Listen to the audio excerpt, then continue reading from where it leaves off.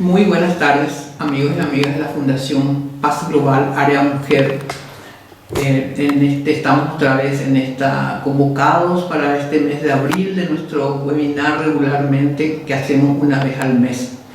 En esta ocasión queremos enmarcar nuestra charla,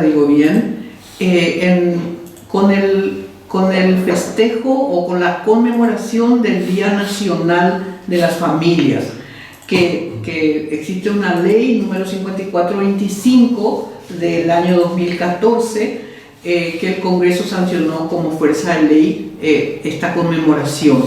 Enmarcados en eso estamos realizando este webinar hoy con un invitado especial, un invitado de la casa.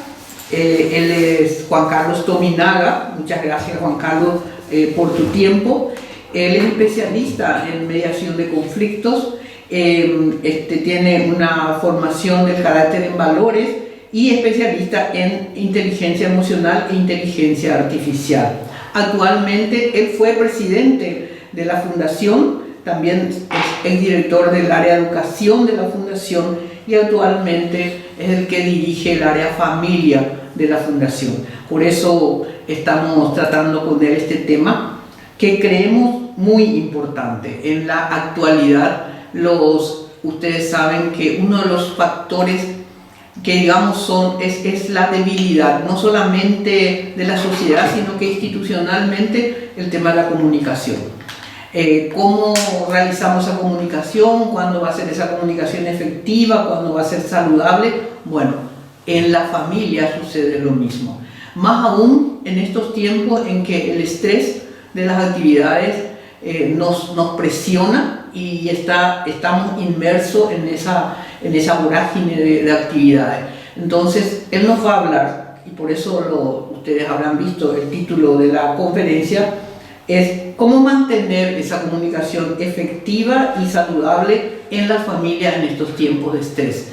Entonces, buenas tardes, sin más, Juan Carlos, bienvenido, y para todas nuestras amigas y amigos que hoy están participando, le pedimos que puedan expresarse también en relación, como siempre, a través del chat y cualquier pregunta que puedan hacernos para dinamizar esta exposición. Al terminar, entonces, nosotros vamos a estar respondiendo a todas las inquietudes o preguntas o sugerencias que ustedes nos estén dando.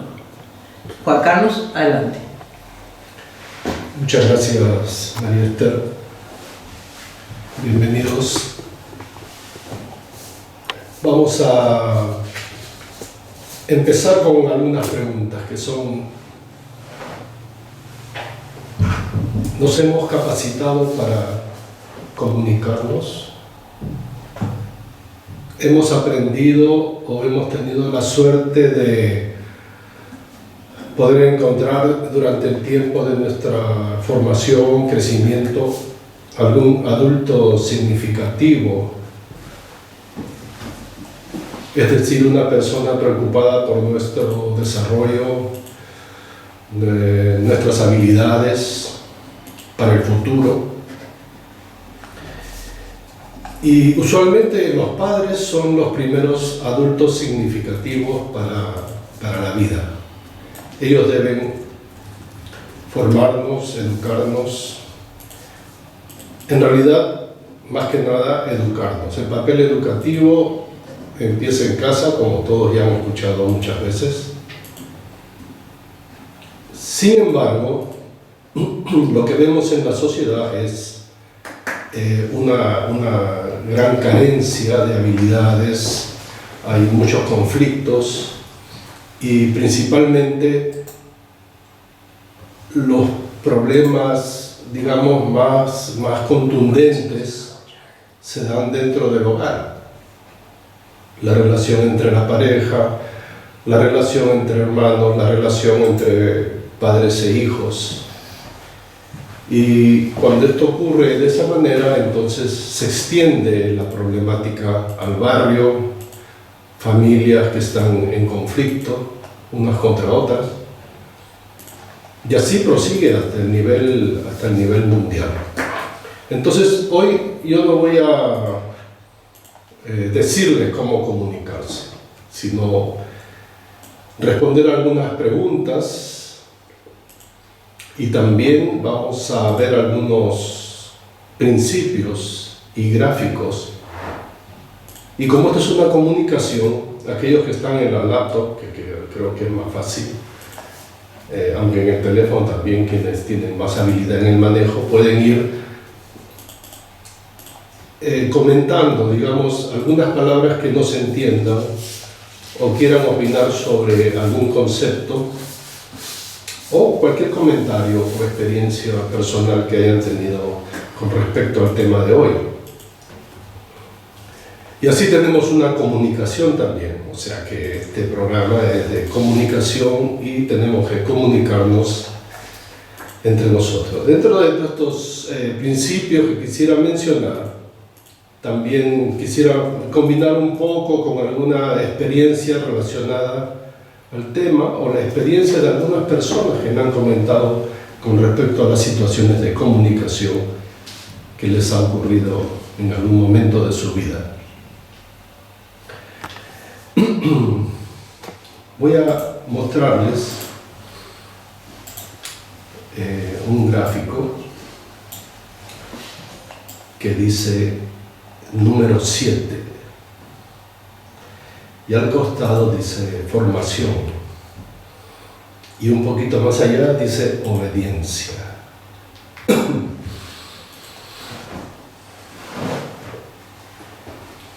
Somos seres cambiantes. Tenemos que entender que la vida nos transforma, nos cambia. No podemos actuar de la misma manera siempre. El ser humano es susceptible de cambios. Inclusive podemos cambiar de opinión. El ser humano tiene el derecho de cambiar de opinión y no aferrarse o no quedar estancado en una opinión de la cual no podemos salir. Regresando a este número 7, se refiere a un proceso que se llama el proceso de crecimiento por etapas. Es decir, el ser humano pasa etapas de vida. Y cada etapa contiene elementos diferentes, conductas diferentes, y debemos saber cómo responder, o las estrategias, o cómo no reaccionar a las situaciones que se van presentando durante este proceso de cambios. Todos los seres, plantas, animales, seres humanos, tenemos un inicio en nuestra vida. Es decir, viene la fecundación, pasan 9 meses y 8 meses, o a veces cambia un poco la situación, pero digamos que salimos a este mundo. Y una vez dentro de este mundo, ya que somos seres físicos, también somos seres químicos, porque nuestras conductas muchas veces son influenciadas por hormonas y sustancias que recorren nuestro cuerpo a través de la sangre debido a ciertos estímulos que encontramos afuera de nosotros. Pero estos estímulos que permiten que estas sustancias, hormonas y químicos en nuestro cuerpo funcionen, también afectan nuestro ser interno. No solo en cuanto a lo orgánico, sino también en cuanto a lo emocional, en cuanto a el sentimiento de afecto, también en cuanto a la depresión y otras situaciones, a la alegría, la expectativa. Todo eso está controlado por ciertas sustancias que recorren nuestro ser. Entonces, lo que quiero decir es que al venir a este mundo, los primeros 7 años, por eso dice ahí 7 en la primera etapa, en la parte inferior, son los años de la criatura, del ser, donde existen ciertas características y estas características deben mantenerse bajo cierto control. Y la comunicación con una persona en este periodo de 1 a 7 años es de cierta forma, tiene cierto estilo y características. Lo más interesante de esta etapa es el estado de la criatura, del ser. Es un ser obediente. Es un ser obediente. Uno, porque si no es obediente, va a correr riesgos, porque no está todavía en una situación cerebral, mental, anímica, formada. Depende completamente del entorno de la familia.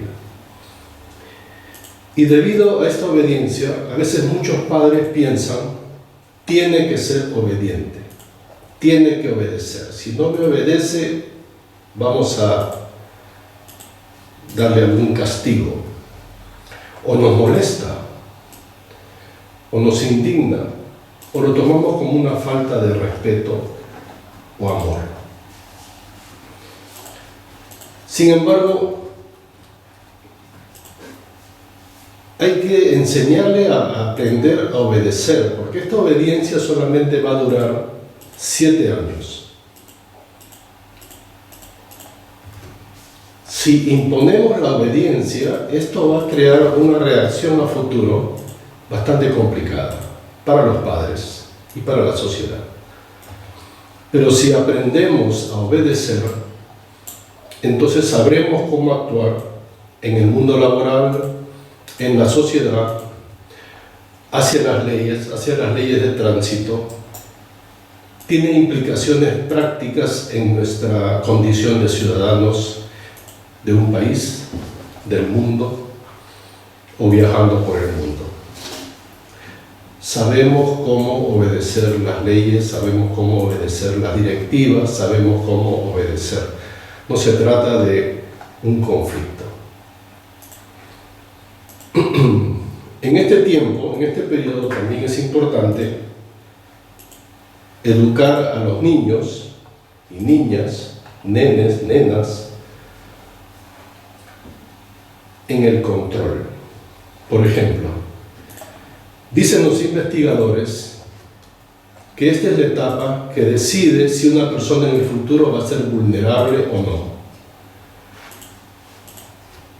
Quiere decir, las adicciones y todos los problemas en que la gente se mete, entra, depende de cómo aprendió a controlarse a sí mismo durante los primeros 7 años. ¿Qué controlar? Por ejemplo, las posesiones. Enseñarle a compartir las cosas, enseñarle a desprenderse de lo que aún quiere más, o prestar un juguete a otra persona. También la comida, el sueño y las sustancias. Por ejemplo, veo muchos niños adictos a las gaseosas, a las bebidas, jugos, hamburguesas, comida chatarra, y después no pueden parar. Es difícil parar. Y si uno quiere pararlo después, cuando ya han pasado esta etapa en que tenían que haber desarrollado un autocontrol sobre estas cosas, sustancias, comida, sueño, posesiones, cosas materiales, después no tienen la fuerza de voluntad suficiente para superar estos deseos. Entonces, la comunicación en estos primeros años debe ser una comunicación relacionada a el control. Ahora, la obediencia. La obediencia va a durar solamente 7 años, y no tanto, porque a los 5 o 6 ya la persona va cambiando y va teniendo una forma de ser un poco diferente, porque está entrando ya pronto a la siguiente etapa, que es la etapa de desarrollo, que sería de los 7 a 14 años. Esta etapa, la segunda etapa de la vida, de los 7 a 14 años, ya no es de obediencia. Si ustedes quieren que una persona de esta edad sea obediente, se van a meter en un problema muy serio. Va a haber un conflicto, porque ya no es la etapa de exigir obediencia o recién enseñarles a ser obedientes, sino que hemos perdido la oportunidad de hacerlo y entonces no hay arreglo, no hay marcha atrás. Porque en estos segundos tiempos, o sea, en la edad de 7 a 14, es la edad en que la criatura, el ser, este chico, chica, niño, niña, adolescente, lo que está queriendo es su propio tiempo y espacio. Mamá, ya no quiero que me cortes el pelo. Mamá, ya no quiero que me lleves donde la tía. Papá, no me compres ya tú las zapatillas, yo quiero elegir. También quieren estar solos en sus cuartos o estar, digamos, sin los padres en un lugar o en otro. Quieren ser más independientes.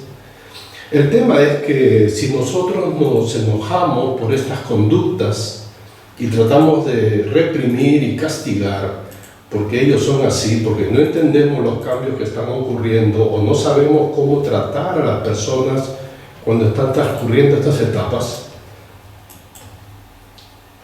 vamos a crear un problema por esta represión. Es decir, vamos a eliminar de ellos las habilidades que les serían bastante útiles o muy indispensables para cuando ellos estén como adultos manejándose por sí solos. He visto muchos jóvenes que son callados, que son tímidos, que sienten que no tienen derechos, que sienten miedo de reaccionar, de hablar, de reclamar sus derechos,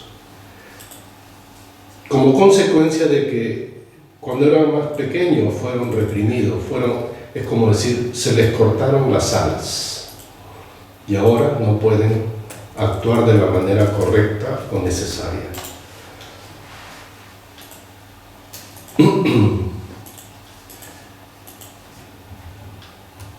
Por aquí tenía otro gráfico que quiero mostrarles, que es relacionado a la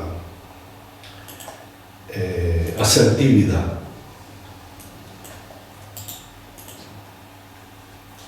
La asertividad es un concepto relacionado a las formas de comunicación de las personas, ¿no? Dice que hay 3 formas de comunicarse. Una es la manera pasiva, es decir, tengo un cierre, una cremallera en la boca. No hablo, no comento, no digo nada, me guardo todo. Y esto crea una situación que puede terminar en una reacción psicosomática, con enfermedades físicas y hasta mentales. Hoy en día tenemos este problema en la sociedad. Chicos que no se comunican, están con el celular, no es culpa del celular, están en este modo de vida. Y recuerdo que cuando he ido a muchos colegios antes de la pandemia, durante el curso para los estudiantes, porque hemos hecho para directores, para supervisores, para estudiantes de la media y también para la primaria.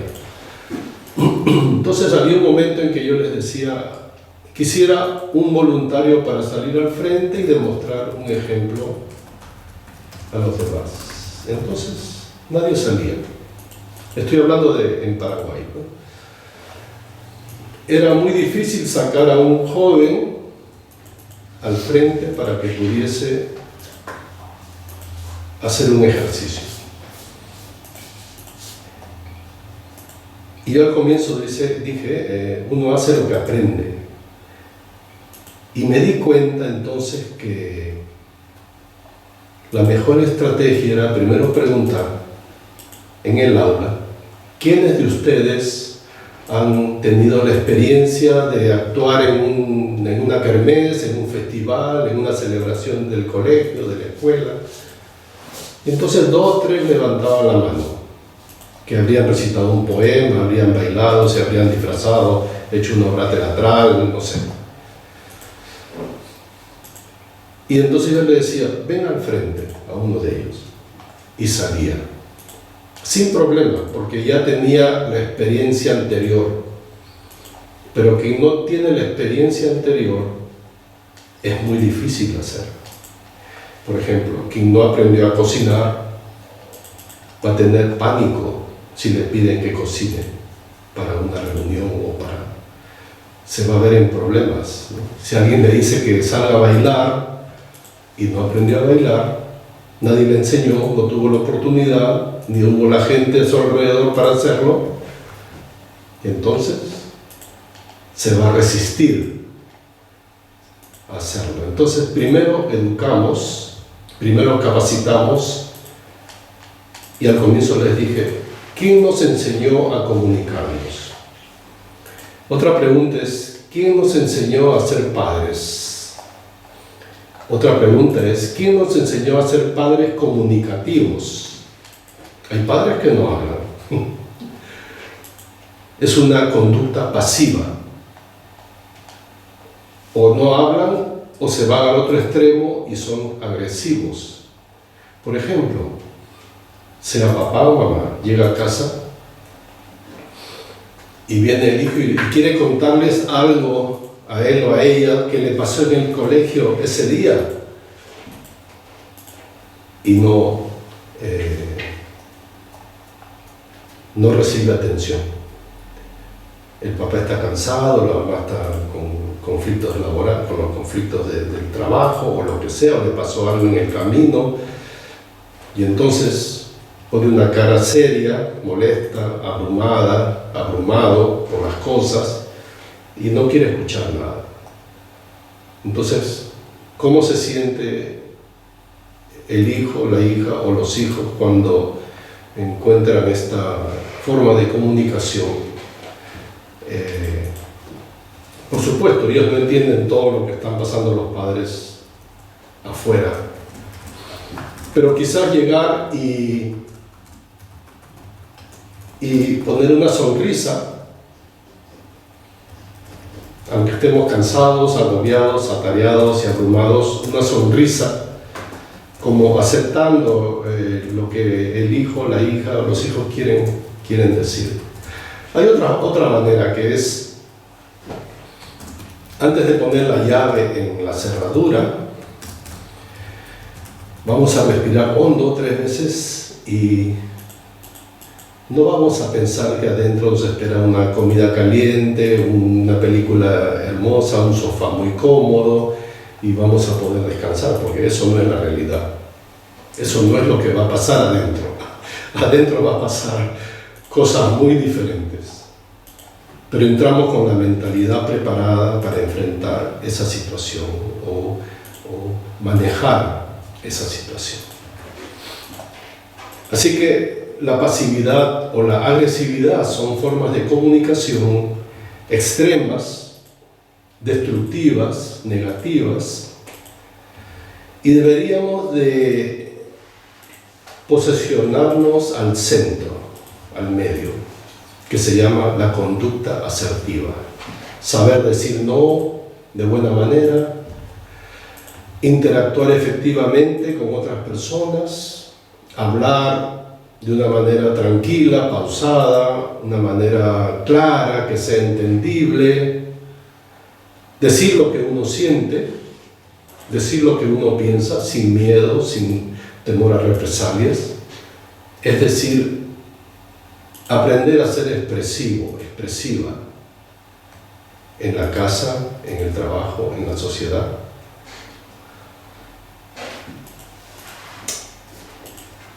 Y yo creo que de esta manera digamos, entendiendo lo que es la comunicación asertiva o la comunicación equilibrada y mantenernos en ese centro, tratando de, a veces vamos a fallar, pero no ir hacia la agresividad o la cólera o la imposición de las cosas por la fuerza, o irnos al otro extremo de no decir nada, mantenernos callados y no opinar ninguna idea o sentimiento que tenemos.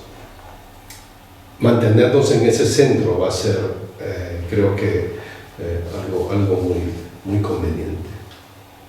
A veces algunas personas van a reuniones y no conocen a nadie.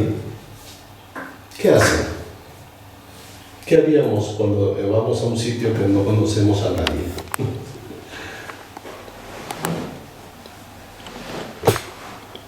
Nos da pánico. Entonces nos vamos a una esquina, sacamos el celular y comenzamos a chatear y reírnos como si fuéramos las personas más populares del mundo, porque no sabemos cómo interactuar en un ambiente donde no sabemos quiénes son los demás, porque no sabemos comunicarnos. Entonces hay algunas estrategias, como por ejemplo buscar alguna persona que parece que esté en la misma situación que yo y le va a gustar mucho que alguien se acerque y le diga algunas palabras y se entable una conversación, y entonces siente que está dentro de un momento, un grupo, digamos, de dos personas, que quizás alguien más se sume después porque ya van entrando en confianza, en calor. Y estas cosas hay que enseñarles a los hijos. No tenemos a veces la intención o la idea de entrenarles a los hijos para la vida diaria en el futuro, cuando ellos estén solos. Y van a tener muchas dificultades. Para terminar, quería contarles una experiencia que me ocurrió recién. Fui invitado a una celebración, a un programa en el interior, y bueno, yo fui como observador, no estaba dentro del programa ni tenía que hacer ningún tipo de tema o charla o dirigir la palabra o hacer cualquier cosa, no tenía nada que hacer, solo estar ahí, estuve tomando fotos, estuve saludando a la gente. Y después todos se pusieron a hacer el programa. Entonces, vi a una señora que estaba sentada en una silla, aislada, en un sitio. Y después me di una vuelta por el sitio, por el lugar, y otra vez la vi que estaba ahí. O sea, que no estaba integrada en el grupo que estaba haciendo el curso, el programa. Y fui y me senté, había una silla al costado de ella, había un señor que estaba en una hamaca, era su esposo. Entonces me senté ahí, comencé a hablar con ellos. Hemos hablado 3 horas. Y se han sentido muy contentos porque, como todos estaban ocupados con el programa, incluyendo el staff de la organización, entonces no había nadie que los estuviera, digamos, guiando o llevando o explicándoles cómo iban a hacer las cosas ese día. Y entonces, bueno, conseguí 2 amigos, una pareja, padres de familia de una de las participantes, que habían ido a hacerle un acompañamiento, porque me contaron de que ellos siempre, cuando la hija, que es una médico cirujano, les dice que le acompañen, ellos van. Entonces, son unos padres muy acompañantes, digamos, del desarrollo de los hijos. Así que yo espero que, aunque son puntos muy cortos y bueno, nos estamos reuniendo hoy por la conmemoración de este día de la familia, como explicó María Esther. Ojalá que tengamos oportunidad todos de investigar más, capacitarnos más, buscar información. Yo sé que en otros países mucha gente compra libros de psicología, de cómo criar, de cómo hacer en cada etapa, porque no sabemos cómo manejar.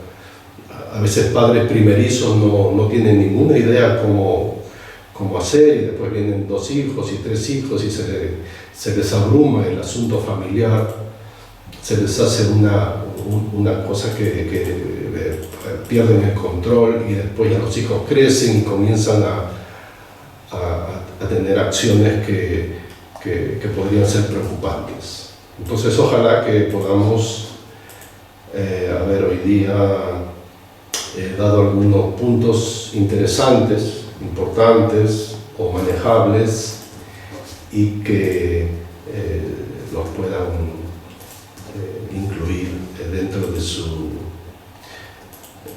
actividad diaria.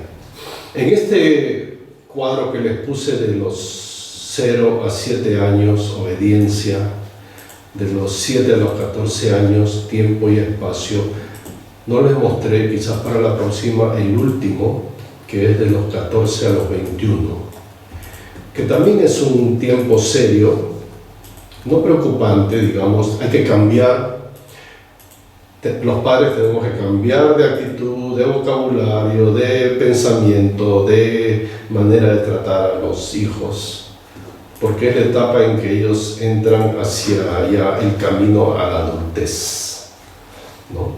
14 a 21 años. Y si quieren pueden escribir, si quieren alguna información adicional, en el chat, para poder enviarle los cuadros completos y también responder cualquier pregunta. Muchas gracias. Gracias, Juan Carlos. Muchas gracias. Yo creo que, un poco para hacer un pequeño resumen de estos tips que nos dio Juan Carlos, entendemos que el tema es bastante amplio y bastante profundo, y habría que profundizar. Y quizás en otras oportunidades profundicemos, o sea, parte de un taller, porque realmente me di cuenta de que lo que él nos decía es que tenemos que conocer, por sobre todas las cosas.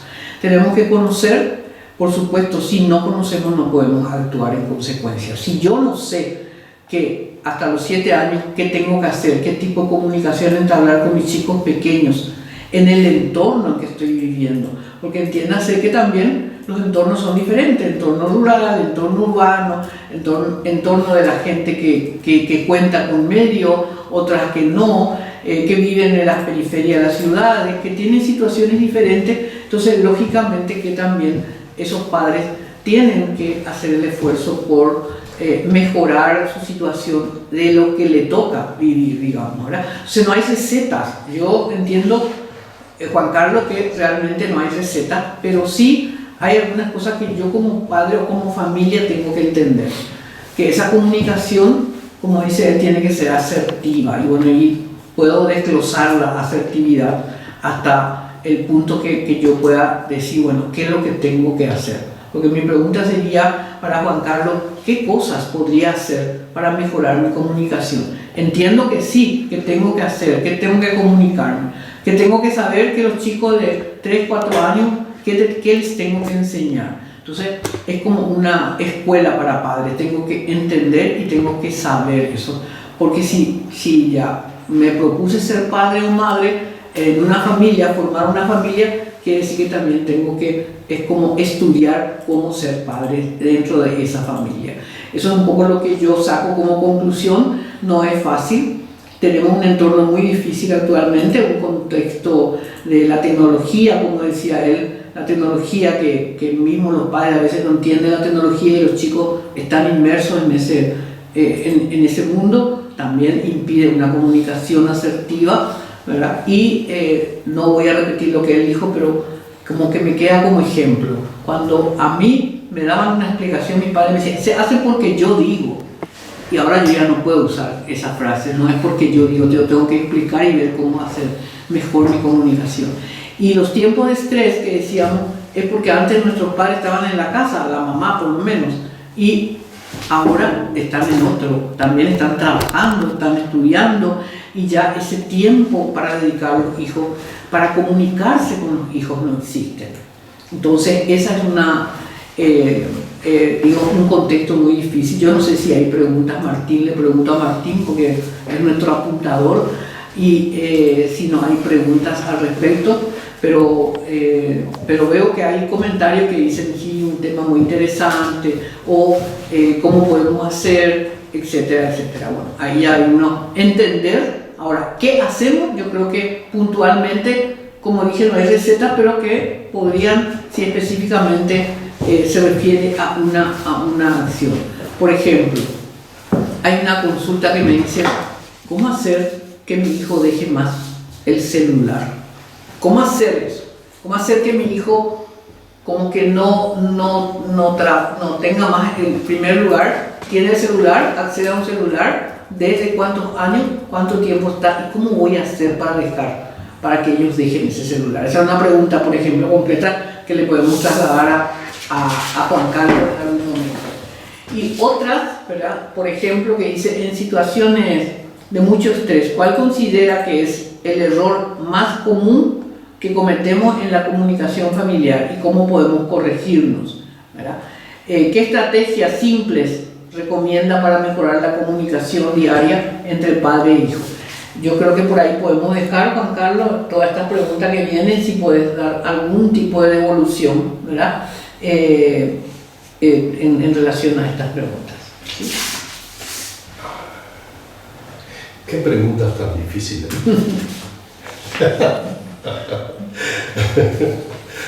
Yo también soy papá.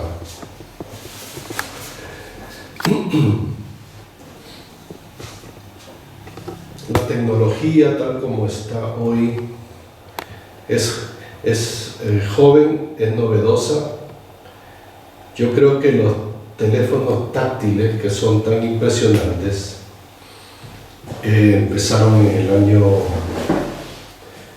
entraron al mundo en el año 2005, algo así, 2007 tal vez. Y como toda cosa nueva, es atractiva, es pegajosa y nos obsesionamos con todos estos colores, movimientos que nos ofrece la tecnología, las empresas, digamos. Y se habla mucho de lo bueno, de lo malo, de lo terrorífico, de lo pernicioso.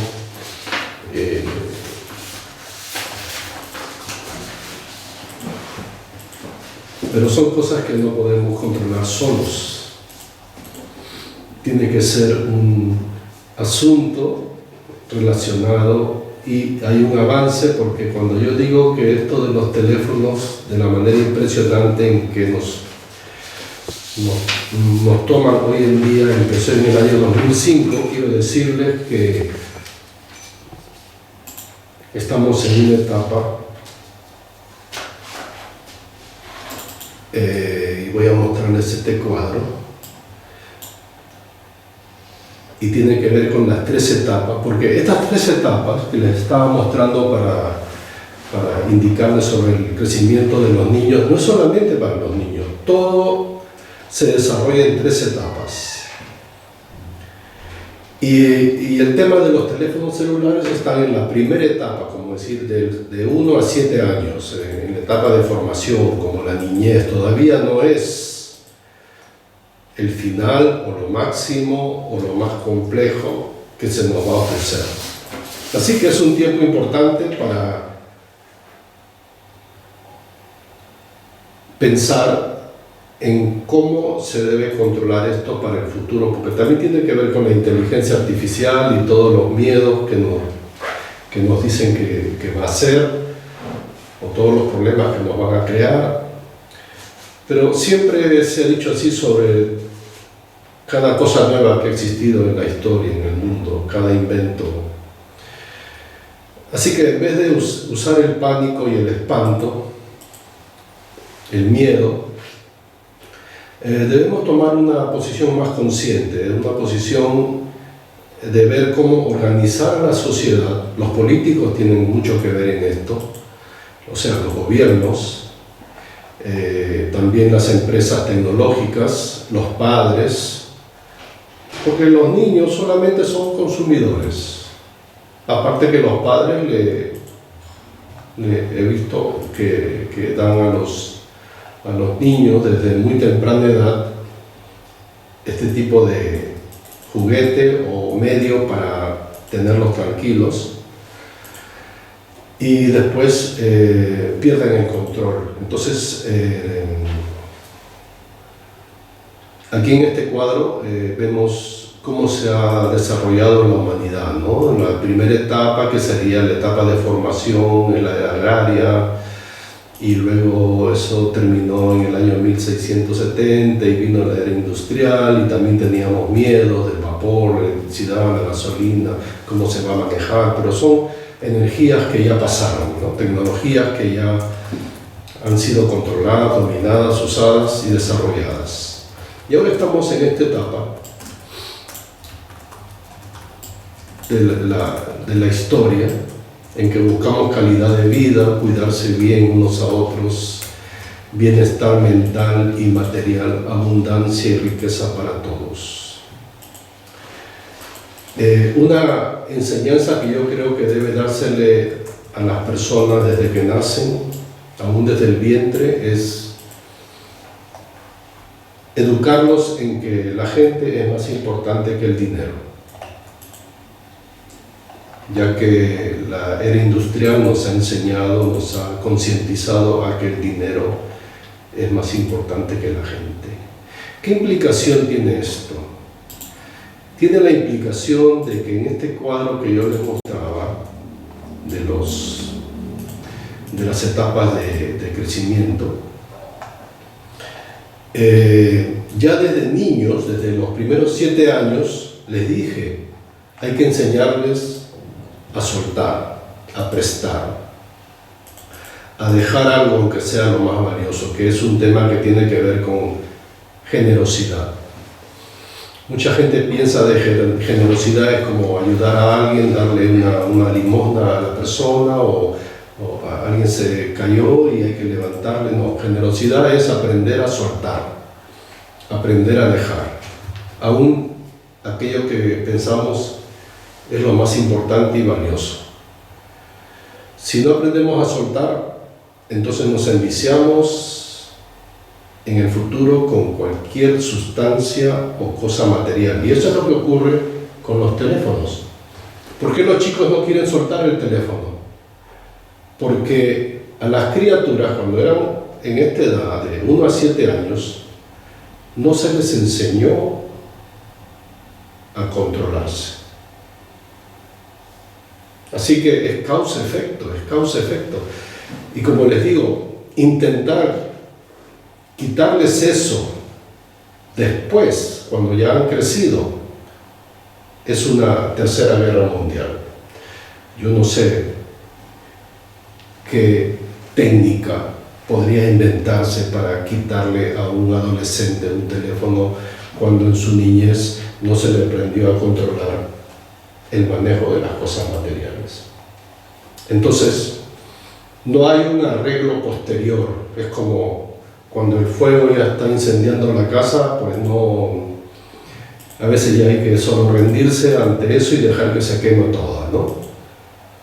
¿Por qué? No hemos prevenido anteriormente evitar esa situación a futuro.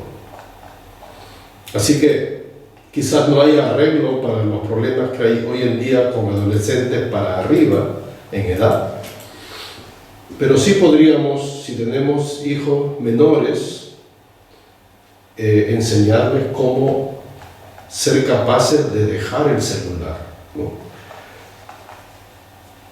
Postergar un momento el celular, que no sea su medio de vida, que no sea la cosa con que son más felices en este mundo. Algo así.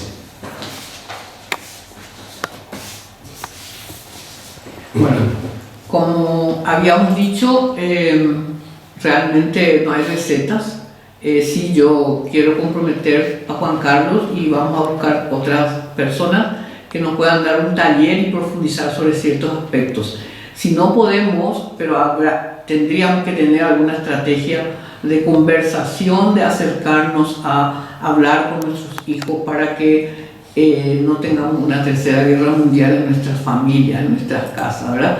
Entonces es importante entender que es algo que es sustancial para el relacionamiento dentro de la familia. Démosle la importancia, instamos que se le dé la importancia que tiene la comunicación dentro de la familia y que para eso tenemos que prepararnos, los que somos adultos, prepararnos y también como que sacar o desmitificar algunas de las cosas que tenemos muy en nuestras creencias también.